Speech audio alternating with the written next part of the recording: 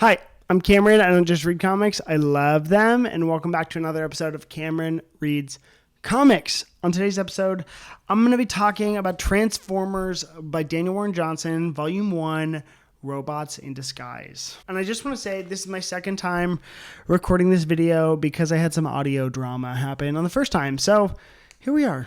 We're back, round 2. And I think that this is such a popular series right now that I thought you guys all deserved my review. This is written and drawn by Daniel Warren Johnson, and I'm not a Transformers guy, but I am a Daniel Warren Johnson guy. This collects Transformers issues number 1 through 6 by Daniel Warren Johnson and Mike Spicer. Okay, so for accessibility, this story is part of Skybound and Robert Kirkman's Energon universe. This is a collaboration that Image Comics did with Hasbro. Other series that are part of this initiative include Joshua Williamson's G.I. Joe and like all of those titles. So like Duke, Cobra Commander, everything Josh Williamson and Tom Riley are doing on G.I. Joe, Energon Universe, as well as Robert Kirkman's own title, Void Rivals. I really don't know much about Transformers other than like the Autobots and the Decepticons fighting. I found out they're from the planet Cybertron, I think. I know the phrase Autobots roll out. Optimus Prime leads the Autobots. Megatron leads the Decepticons. I don't know much after that. If I'm being completely honest, I don't think this book helped me out a lot in that regard. You can hop right in, but I think there are some pieces that I was missing. So I was kind of like, wait, who is this? What are they doing? They're just kind of calling each other by name, like we're supposed to know those names. And I don't blame them, but that's just my take. I think if you know who these characters are, and I'm sure this is a great book for you, I don't know if it treats the parts and aspects of these characters that we know as we've always known them. I don't know if it reinvents them or not. This is just as I'm reading them. If you don't, it's probably a really great place to start. Like me, I think the only thing moving forward with this book is like I just need to stay with it and see if it's going to inform me more. Now for the story. For the story itself, I thought it was really, really great. Daniel Warren Johnson thrives in the original character space. You know, books like Extremity, Murder Falcon, Do a Powerbomb. He thrives at creating his own characters. And so to see him working on an independent property, intellectual property like the Transformers was really interesting. And I also think it's pretty cool because this also isn't a miniseries. This is going to be an ongoing series.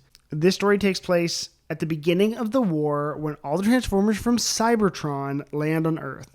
Decepticons come in search of Energon, which they find through electricity. So I think they're coming to Earth because of this war, and they're looking for power. The Autobots are like kind of like underpowered, and then the Decepticons become fully powered by this electrical field that they land in. There's not a ton of buildup for every character in this story. You get a brief window into everyone's relationships, and then it just kind of thrusts you into the action. So that's where I felt behind on the story, but I'm sure if I stick around, they'll provide all more context. Like we are learning along with the human characters in this story. So Spike and Sparky Witwicky have a rocky relationship. Once the Decepticons land on Earth, Sparky feels as though he's back on the battlefield and loses his coworker and friend, Davey. So Sparky is a war veteran, and his son is Spike. So Sparky, the war veteran, like looks at the Decepticons first when he meets the Transformers.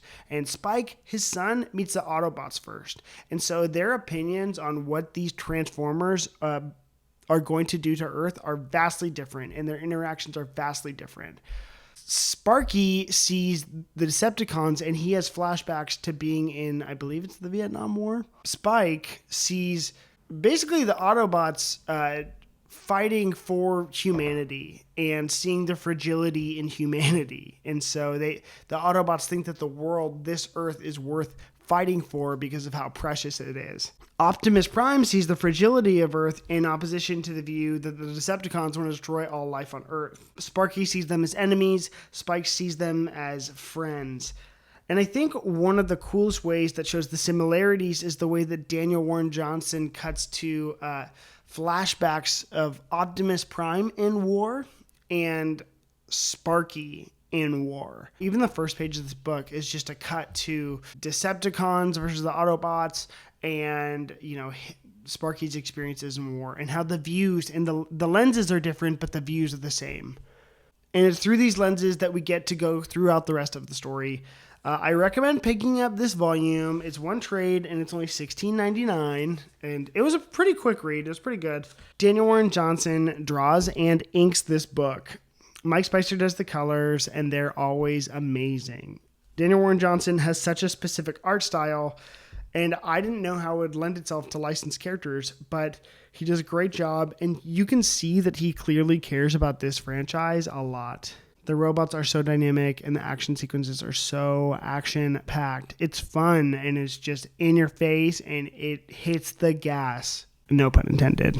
I think what this book shows me that Daniel Warren Johnson does the best is conveying mood on every single page. Every single page has tone. Now, for my rating on this story, I'm going to give it a 7.6 out of 10. I needed a little bit more accessibility. I needed to understand a little bit more what was going on. I'm going to pick up the second volume, and hopefully I will understand it more. I kind of just want to read this and know what the heck is going on. My name's Cameron. I don't just read comics. I love them.